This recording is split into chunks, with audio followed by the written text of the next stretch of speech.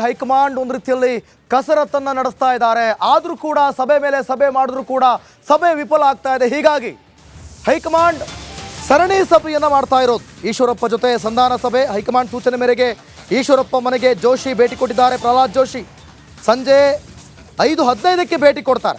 5:15ಕ್ಕೆ ಭೇಟಿ ಕೊಟ್ಟಿಲ್ಲ, 5:15ಕ್ಕೆ ಈಶ್ವರಪ್ಪ ಮನೆಗೆ ಪ್ರಹ್ಲಾದ್ ಜೋಶಿ ಭೇಟಿ ಕೊಡ್ತಾರೆ. ಜೋಶಿಗೆ ರಾಧಾ ಮೋಹನ್ ದಾಸ್, ರಾಜೇಶ್ ಸಾಥ್ ನೀಡ್ತಾರೆ. ಬೆಳಗ್ಗಿನಿಂದ 2 ಸಂಧಾನ ಸಭೆಗಳಾಗಿವೆ. ಆ 2 ಸಂಧಾನ ಸಭೆಗಳು ಕೂಡ ವಿಫಲವಾಗಿವೆ. ಇನ್ನು ಇದು ಮೂರನೇ ಸಂಧಾನ ಸಭೆ. ಈ ಸಭೆ ಸಕ್ಸಸ್ ಆಗುತ್ತಾ? ಹಾಗಾದ್ರೆ ಪ್ರಹ್ಲಾದ್ ಜೋಶಿ ಈಶ್ವರಪ್ಪನವರ ಮನೆಗೆ ಭೇಟಿ ಕೊಟ್ಟು ಈ ಒಂದು ಸಭೆಯಿಂದ ಮತ್ತೆ ರಾಜ್ಯ ಆಗ್ತಾರಾ? ಇವೆಲ್ಲವನ್ನು ಕೂಡ ಕಾದು ನೋಡಬೇಕಾಗುತ್ತೆ. ಒಟ್ಟಿನಲ್ಲಿ ಈಶ್ವರಪ್ಪ ಅವರ ಸಂಧಾನಕ್ಕೆ ಹೈಕಮಾಂಡ್ ಅಂತೂ ಕಸರತ್ತನ್ನು ನಡೆಸಿದೆ. ಯಾಕೆ ಅಂತಂದರೆ ಈಶ್ವರಪ್ಪನವರು ಪಕ್ಷೇತರವಾಗಿ ನಾನು ಸ್ಪರ್ಧೆ ಮಾಡ್ತೀನಿ ಅಂತ ಈಗಾಗಲೇ ಅವರ ನಿರ್ಧಾರವನ್ನು ಮಾಡಿ ಆಗಿದೆ. ಸೊ ಇದರಿಂದ ಎಲ್ಲೋ ಒಂದು ಕಡೆ BJPಗೆ ಮೈನಸ್ ಆಗುವಂಥ ಸಾಧ್ಯತೆಗಳಿರೋದ್ರಿಂದ ಕಮಲಪಾಳ್ಯ ಅಲರ್ಟ್ ಆಗಿದೆ. ಹೇಗಾದರೂ ಮಾಡಿ ಆ ನಿರ್ಧಾರದಿಂದ ವಾಪಸ್ ತರಿಸಿ ಒಂದು ಸಂಧಾನ ಮಾಡುವಂಥ ಯತ್ನಕ್ಕೆ ಮುಂದಾಗಿದೆ. ಸೊ ಬೆಳಗ್ಲಿಂದ ಕೂಡ ಪ್ರಮುಖವಾಗಿ 2 ಸಭೆಗಳು ನಡೆದಿದೆ. ಆ ಸಭೆಯಲ್ಲೂ ಕೂಡ ಯಾವುದೇ ರೀತಿ ನಿಖರವಾದಂಥ ರಿಸಲ್ಟ್ ಇಲ್ಲ. ಸಂಧಾನ ಸಭೆ ಸಕ್ಸಸ್ ಆಗಲಿಲ್ಲ. ಇದು ಮೂರನೇ ಸಭೆ. ಪ್ರಹ್ಲಾದ್ ಜೋಶಿ ಎಂಟ್ರಿ ಕೊಡ್ತಾರೆ.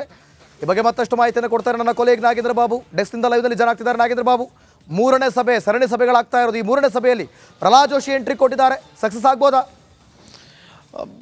ದಿವಿತ್, ನೋಡಿ, ಈಶ್ವರಪ್ಪ ಅವರು ಸಕ್ಸಸ್ ಆಗುತ್ತಾ ಅಂತ ಅನ್ನೋದಕ್ಕಿಂತ ಇವರ ಸಮರ ಇರುವಂಥದ್ದು BJP ಪಕ್ಷದ ವಿರುದ್ಧವಾಗಿ ಅಲ್ಲ, ಮೋದಿಯವರ ವಿರುದ್ಧವಾಗಿ ಅಲ್ಲ, ಬದಲಾಗಿ ಅಪ್ಪ ಮಕ್ಕಳು BS ಯಡಿಯೂರಪ್ಪ ಹಾಗೂ ಅವರ ಪುತ್ರರು ವಿಜೇಂದ್ರ ಅವರ ವಿರುದ್ಧ ಈಗ ಅವರು ಸಮರಕ್ಕೆ ಧುಮುಕಿರುವಂಥದ್ದು. ಹಾವೇರಿಯಿಂದ ಪುತ್ರ ಕಾಂತೇಶ್ಗೆ ಟಿಕೆಟ್ ಕೈತಪ್ಪಿದಂಥ ಹಿನ್ನೆಲೆಯಲ್ಲಿ ಇವರು ಇಂಥ ಒಂದು ನಿರ್ಧಾರವನ್ನು ತೆಗೆದುಕೊಂಡಿದ್ದಾರೆ. ಪಕ್ಷೇತರ ಅಭ್ಯರ್ಥಿಯಾಗಿ ಶಿವಮೊಗ್ಗ ಲೋಕಸಭಾ ಕ್ಷೇತ್ರದಿಂದ ಕಣಕ್ಕಿಳಿಯೋಕ್ಕೆ ಮುಂದಾಗಿರುವಂಥದ್ದು. ಆ ಮೂಲಕ ರಾಜ್ಯದಲ್ಲಿ ಮೊದಲ BJPಯ ನಾಯಕ ಬಂಡಾಯ ಎದ್ದಂಥ ಒಂದು ಲಕ್ಷಣ ಕಂಡು ಬಂತು.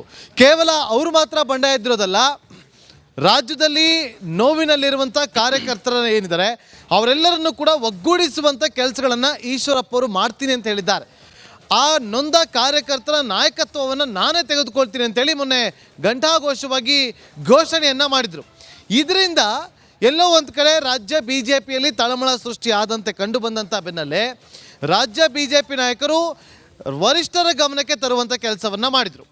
ವರಿಷ್ಠರು ಕೆಲ ನಾಯಕರಿಗೆ ಮುಂದಾಳತ್ವವನ್ನು ವಹಿಸಿ ಈ ಒಂದು ಅಸಮಾಧಾನ ಏನಿದೆ ಅದನ್ನು ಸರಿಪಡಿಸುವ ಕೆಲಸ ಮಾಡಬೇಕು ಅಂತೇಳಿ ಮೊದಲಿಗೆ ಆರಗ ಜ್ಞಾನೇಂದ್ರ ಅವ್ರಿಗೆ ಈ ಒಂದು ಜವಾಬ್ದಾರಿಯನ್ನು ವಹಿಸಲಾಗುತ್ತೆ. ಆರಗ ಜ್ಞಾನೇಂದ್ರ ಅವ್ರು ಮಾತಾಡ್ತಾರೆ, ಅದು ಕೂಡ ಆಗೋದಿಲ್ಲ. ಆ ಬಳಿಕ ರಮೇಶ್ ಜಾರಕಿಹೊಳಿ ಅವರು ಬರ್ತಾರೆ, ಅಲ್ಲೂ ಕೂಡ ಆಗೋದಿಲ್ಲ. ಅದಾದ ಬಳಿಕ ನೋಡಿ, ಇವತ್ತು ಖುದ್ದು ರಾಧಾ ಮೋಹನ್ ಅವರೇ ಬಂದರೆ, ರಾಜ್ಯ BJP ಉಸ್ತುವಾರಿ, ಅವರು ಆಗಮಿಸಿ ಅವರ ಮನೆಗೆ ತೆರಳ್ತಾರೆ. ಮನೆಗೆ ತೆರಳಿ ಅವ್ರ ಜೊತೆ ಮಾತನಾಡ್ತಿರ್ತಾರೆ. ಆದರೆ ಈಶ್ವರಪ್ಪ ಅವರ ಕೋಪ ಎಷ್ಟರ ಮಟ್ಟಿಗೆ ಇದೆ ಅನ್ನೋದು ಇವತ್ತಿನ ಬೆಳವಣಿಗೆಯಿಂದ ಗೊತ್ತಾಗಿದೆ. ರಾಧಾ ಮೋಹನ್ ಅವರು ಅವರ ಈಶ್ವರಪ್ಪ ಅವರ ಮನೆಯಲ್ಲಿ ಕೂತಂಥ ಸಂದರ್ಭದಲ್ಲೇ ಅವರ ಮಾತನ್ನು ಕೂಡ ಆಲಿಸದೆ, ಮಾತನ್ನು ಕೂಡ ಕೇಳಿಸ್ಕೊಳ್ಳದೆ ಅಲ್ಲಿಂದ ಸೀದಾ ಎದ್ದು ಹೊರಗಡೆ ನಡೀತಾರೆ. ಹೊರಗಡೆ ನಡೆದು ವಾಪಸ್ ಬರ್ತಾರೆ ಅಂತೇಳಿ ರಾಧಾ ಮೋಹನ್ ಅವರು ಕಾಯ್ಕೊಂಡಿದ್ರು ಕೂಡ ಅರ್ಧ ಗಂಟೆ ಆದರೂ ವಾಪಸ್ ಬರೋದಿಲ್ಲ. ಆ ಬಳಿಕ ರಾಧಾ ಮೋಹನ್ ಅವರು, ನಾವೆಲ್ಲ ಒಂದೇ ಪರಿವಾರದವರು, ಹಾಗಾಗಿ ಅವರನ್ನು ಮಾತಾಡ್ಸೋಕ್ಕೆ ಬಂದಿದ್ದೀನಿ, ಎಲ್ಲವೂ ಕೂಡ ಸಮಾಧಾನ ಆಗ್ತಾರೆ ಅಂತೇಳಿ ಅವರು ಅಲ್ಲಿಂದ ಮಾಧ್ಯಮಗಳಿಗೆ ಹೇಳಿಕೆಯನ್ನು ಕೊಟ್ಟು ಹೊರ ನಡೀತಾರೆ. ಈಗ ಪ್ರಹ್ಲಾದ್ ಜೋಶಿ ಅವರು, ಕೇಂದ್ರ ಸಚಿವರು, ಅವರು ಕೂಡ 5 ಗಂಟೆಯ ಬಳಿಕ ಈಶ್ವರಪ್ಪ ಅವರನ್ನು ಭೇಟಿ ಮಾಡಲಿದ್ದಾರೆ.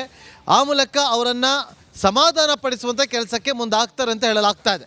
ಆದರೆ ಯಾರು ಏನೇ ಮಾಡಿದ್ರು ಕೂಡ ಸದ್ಯದ ಲಕ್ಷಣವನ್ನು ಗಮನಿಸೋದಾದರೆ ಯಾವುದೇ ಕಾರಣಕ್ಕೂ ಕೂಡ ಈಶ್ವರಪ್ಪ ಅವರು ತಾವು ಇಟ್ಟಿರುವಂಥ ಹೆಜ್ಜೆಯನ್ನು ಹಿಂದಕ್ಕೆ ತೆಗೆದುಕೊಳ್ಳುವಂಥ ಮಾತೇ ಇಲ್ಲ ಅಂತ ಹೇಳಲಾಗ್ತದೆ. ಒಂದು ವೇಳೆ ನಾಳೆ ಪ್ರಧಾನಿ ನರೇಂದ್ರ ಮೋದಿ ಅವರು ಆಗಮಿಸ್ತಿದ್ದಾರೆ, ಅವರು ಕರೆ ಮಾಡಿ ಈಶ್ವರಪ್ಪ ಅವರ ಜೊತೆ ಮಾತುಕತೆ ನಡೆಸಿದ್ರೆ, ಅಥವಾ ಏರ್ಪೋರ್ಟ್ಗೆ ಕರೆಸಿಕೊಳ್ಳುವಂಥ ಬೆಳವಣಿಗೆ ಆದರೆ, ಅಥವಾ ವೇದಿಕೆಗೆ ಕರೆಸಿಕೊಂಡು ಅವರನ್ನು ಅಲ್ಲಿ ಮಾತಾಡಿಸಿ ಸಮಾಧಾನ ಪಡಿಸುವಂಥ ಕೆಲಸ ಆದರೆ ಒಂದು ವೇಳೆ ಚಾನ್ಸಸ್ ಇರ್ಬೋದು.